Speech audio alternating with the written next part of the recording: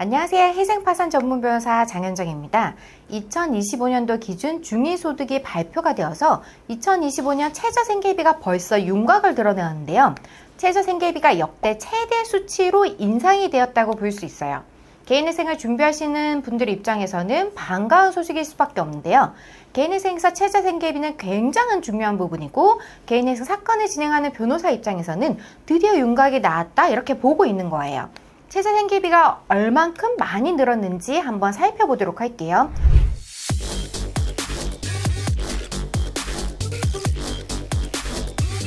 최저생계비를 어떻게 계산하시는지 모르시는 분들이 계실 수도 있기 때문에 쉽게 설명을 드리면 최저생계비는 중위소득의 60%로 반영을 하는데 예를 들어서 경제활동 참여 인구가 1000만 명이라고 가정을 할 경우 1등부터 1000만 명까지 소득 순위를 나열하잖아요. 그 가운데 있는 500만 번째 사람의 소득이 중위소득에 해당돼요. 딱 가운데 있는 사람의 소득이 중위소득이라고 보시면 되세요. 개인회생에서 최저생계비는 이 중위소득의 60%로 상정을 하는데요. 중위소득이 2025년에는 얼마나 올랐는지 살펴보면 4인 가구 기준 무려 6.42%가 올랐어요. 역대 최대인 게 2022년도에는 5.02%가 올랐고 2023년도에는 5.47%가 올랐거든요. 기존 것과 대비해서도 굉장히 많이 오른 거예요. 정부에서도 그 부분을 강조하는데 역대급 인상이 아닌가 싶을 정도예요. 그렇다면 2025년 개인회생 최저생계비를 살펴보면요. 2024년 1인 가구 최저생계비가 133만 원인데요. 그런데 2025년에는 143만 원으로 10만 원이 오르고 2인 가구는 220만 원이었는데 2025년에는 235만 원으로 15만 원이 오르고요. 4인 가구의 경우에는 343만 원이었는데 2025년에는 365만 원으로 22만 원이 오르는 거예요.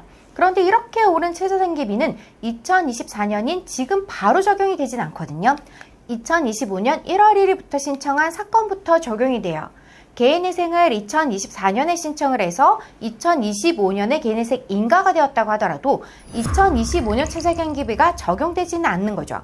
언제 개인회생을 신청했는지 신청 시기를 기준으로 하기 때문에 2025년 1월 1일 이후에 신청한 사건에 대해서 적용이 된다고 보시면 되세요. 이런 영상이 나가면 많이들 질문을 하시는데요. 내년에 최저생계비가 오른다는데 내년에 신청하는 것이 낫지 않나요? 정말 많이들 물어보세요. 이번에는 역대급으로 올랐다 보니까 올해 12월에 신청하시는 분들은 내년 1월에 신청하는 것보다 최저생계비만큼의 손해를 보게 되는 건 맞아요. 이게 3년이 쌓이게 되면 10만 원일 경우 36개월이면 360만 원, 5년이 쌓이게 되면 600만 원이 되어요. 이러한 손해를 안고 갈 수밖에 없기 때문에 12월에 사건을 진행하시려고 하는 경우에는 사건을 진행하는 변호사인 저희 입장에서는 의뢰인분들에게 신청 시기를 조금 미룰 수 있다면 미룰 수 있는 것을 권해드릴 수밖에 없는 거죠. 그런데 모든 사안이 다 다르기 때문에 모든 사안을 다 미루실 수 있는 상황은 아니라고 볼 수 있어요. 그래서 사안마다 잘 살펴보셔야 되는데요. 지금 당장 월급 통장 압류가 들어오고 변제 독촉을 감당하기 어려운 경우에는 개인회생을 하루라도 빨리 신청하시는 게 나으실 수밖에 없잖아요. 또 언제 추가 압류가 들어올지 모르는 그 불안감에 휩싸여야 되고 통장이 압류되어서 생활이 너무 어려운 경우는 이런 경우는 사실 최대한 빨리 신청을 하셔서 금지 명령을 받아서 일상생활을 하셔야 되기 때문에 사안마다 사정마다 다르다고 볼 수 있어서 모든 사건을 일괄적으로 살펴볼 수는 없어요. 그래서 개인회생을 신청할지 지금 고민하시는 분들은 현재 9월, 10월 회생 고민 중이라면 빠르게 하시는 것이 나으실 수 있는데요. 그런데 만약 지금부터 준비해서 2024년 연말인 12월 달쯤에 개인회생을 신청해야겠다고 생각하시는 분들은 한 달이 더 버티실 수 있는 상황이라고 하시면 2025년 1월 1일 이후에 신청하시는 것을 고려해 보실 필요가 있는 거죠.